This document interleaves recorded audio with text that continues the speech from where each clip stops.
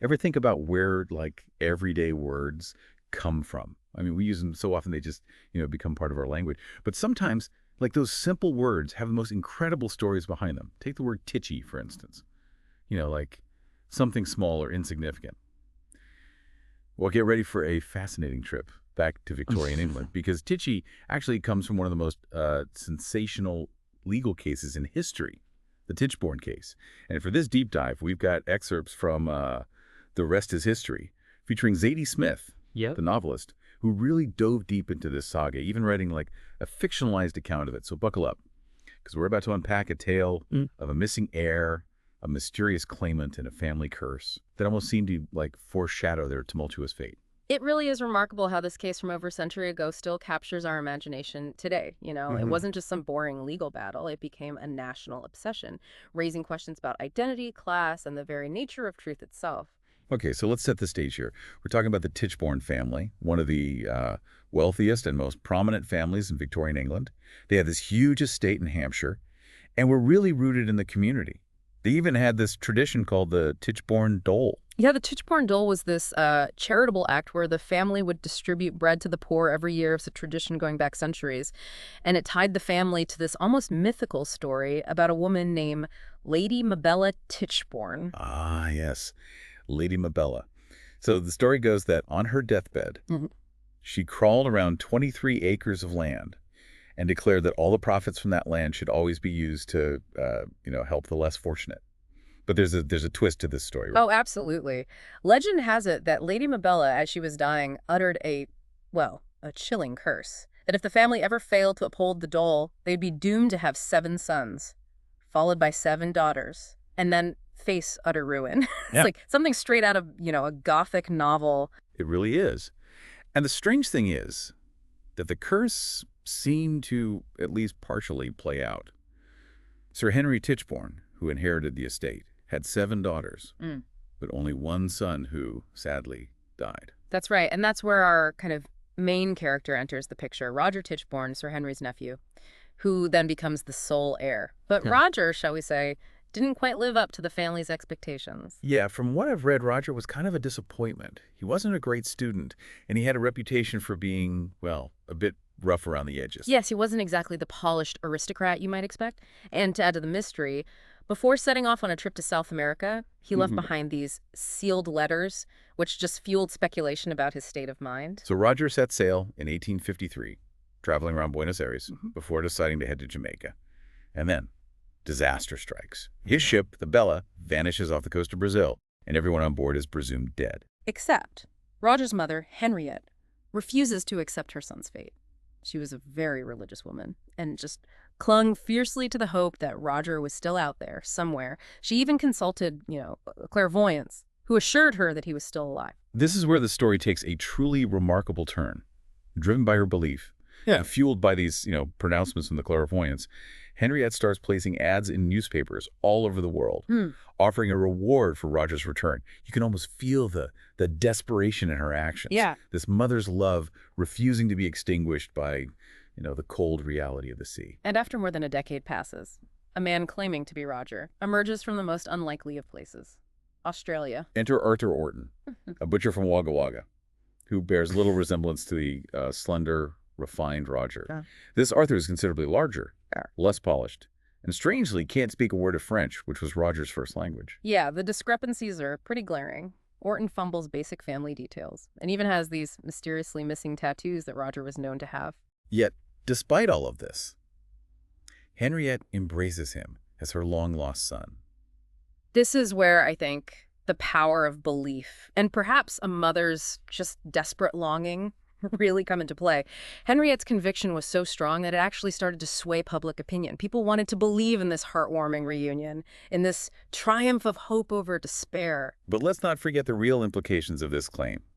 With Henriette's blessing, Orton is now poised to inherit the vast Titchborn estate, and there are others who stand to lose a lot if he's recognized as the rightful heir. So the stage is set for one of the most dramatic legal battles in history. The question is, was this man truly the long-lost Roger? Or a brilliant con man capitalizing on, a mother's grief? And if he wasn't Roger, Yeah.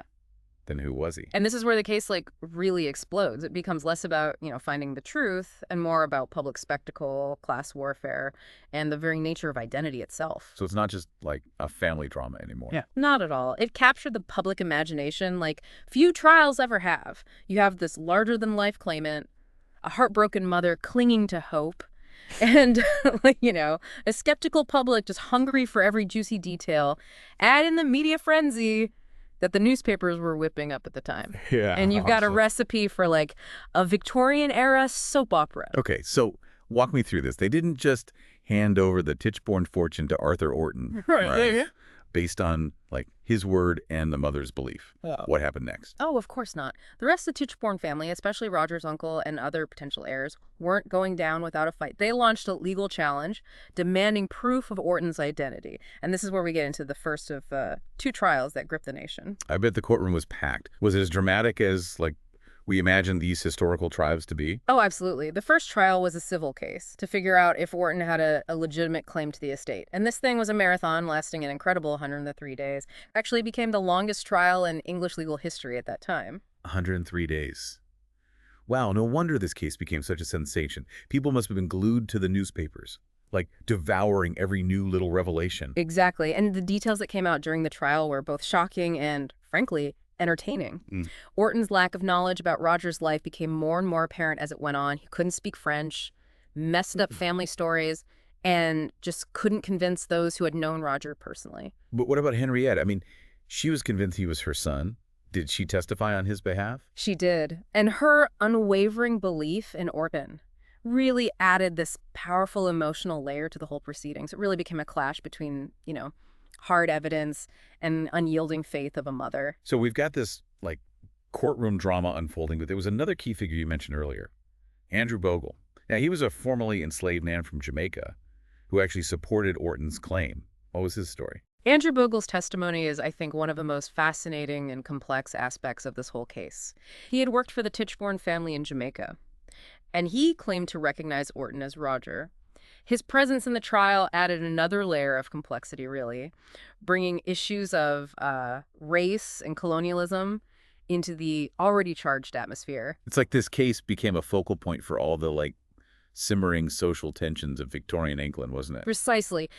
As the trial went on, it became less about legal arguments and more about public opinion. Orton's claim actually resonated with a lot of working class people. They saw him as a symbol of their own struggles against the wealthy elite. Yeah. A sort of common man taking on the establishment. So did Orton manage to pull off this elaborate con? Did the jury believe him? Well, the first trial ended with the jury siding against Orton, rejecting his claim to the estate. But believe it or not, that wasn't the end of the story. This is just the first act in this saga. There's more. What happened after that first trial? Remember, this case had become a national obsession. Public opinion was deeply divided, with many people still clinging to the belief that Orton was, the rightful heir. Okay, so what did the Titchborn family do? Did they just walk away after winning the first case? They doubled down. They decided to press criminal charges against Orton for perjury, accusing him of lying under oath about his identity. And this is what led to the second trial, which became an even more dramatic showdown than the first. 2 trials. A missing heir, a mysterious claimant, and a nation captivated. What happens next in this Victorian legal thriller? Well, this is where another larger-than-life character bursts onto the scene, Edward Connolly, a flamboyant Irish lawyer with some, shall we say, unique beliefs. Oh, wow. This case just keeps getting more and more intriguing. Yeah. Who was this Connolly fellow, and how did he get involved? Connolly was brought on as Orton's defense lawyer for the second trial. He was a former poet turned barrister, known for his theatrical courtroom style and unconventional thinking. He even believed he was a descendant of both Jesus and Genghis Khan. Wait, really? I'm completely serious. Connolly was one of a kind, and his involvement in the case injected even more drama and spectacle into the already captivating proceedings. So tell me about the second trial. Did Connolly manage to, sway the jury and clear Orton's name? Did his arguments hold up under scrutiny? The second trial was even more sensational than the first. Connolly's theatrical flair, captivated the courtroom. Yeah. But in the end, the evidence against Orton was just too strong to ignore. The jury found him guilty of perjury and sentenced him to 14 years in prison. 14 years. That's a hefty sentence. Seems like the charade finally came crashing down, huh? It did. But the story still manages to surprise us, even after his conviction and imprisonment. Orton's story continued to fascinate the public. What about the Titchborn family? Did they finally find some peace after all this, legal wrangling? Well, they did retain their estate, but those Well, years of grid, legal battles, and the intense public scrutiny really took a toll on them. The family was never quite the same. you know, it's almost as if Lady Vibella's curse did come true. Even if, not in the way she intended. All that wealth and prestige couldn't shield them from the turmoil this case unleashed. It certainly adds another layer to this already fascinating story, doesn't it? But before we move on, there's one more key figure we need to revisit. Andrew Bogle. What ultimately became of him after the trials. You're right. We can't forget about him. Yeah. His story is so intertwined with Orton's. Mm. And, yeah, I'm curious to know what happened to him after all of this. Well, sadly, Bogle's life took a rather tragic turn after the trials. He ended up dying in poverty in London. Oh, that's heartbreaking. It seems like he was searching for connection, for recognition, and ultimately found neither. Yeah, it's a reminder that history isn't always a neat and tidy narrative. Sometimes it leaves us with more questions than answers and with a sense of, the injustices that went unaddressed. We started this deep dive with the word titchy, and now we've uncovered this whole web of family drama, legal battles, social upheaval, and even, racial inequalities woven into the very fabric of Victorian society.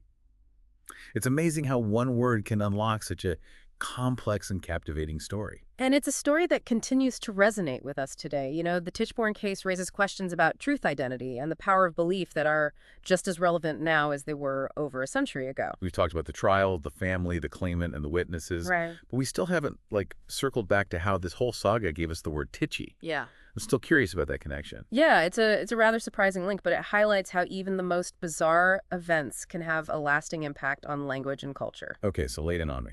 How did a Victorian legal case about a missing heir lead to the word titchy? Well, it all goes back to this popular music hall performer who went by the stage name Little Titch. He was a small man, only 4'6" tall, known for his energetic dance routines and comedic performances. And what does Little Titch have to do with Arthur Orton, the Titchborn claimant? Well, Little Titch bore a striking resemblance to Arthur Orton, at least facially. And he became incredibly popular, and people started using the term titchy to describe anything small or insignificant, referencing Little Titch's diminutive stature. So there you have it. A word we use today often without a second thought has its roots in this wild Victorian case of mistaken identity. It's like a linguistic echo of a story that captivated the nation over a century ago. And that's the beauty of history, isn't it? It's full of these unexpected connections that remind us how even the smallest details can have this ripple effect across time. Well, this deep dive has been quite a journey. From a missing heir to a mysterious claimant, a sensational trial, and a flamboyant lawyer. The Titchborn case had it all. We've explored themes of family, wealth, class, race, and the very nature of truth itself. And it leaves us with a lot to think about, What does it say about our own society that we're still drawn to stories of? Deception, scandal, and the struggle for justice. It's a reminder that while times change, human nature remains remarkably consistent. The Titchborn case may be a historical event, but its themes and the questions it raises continue to resonate with us today. Exactly. And that's why we encourage you to, keep exploring, keep questioning, and keep digging deeper into the stories that shape our world.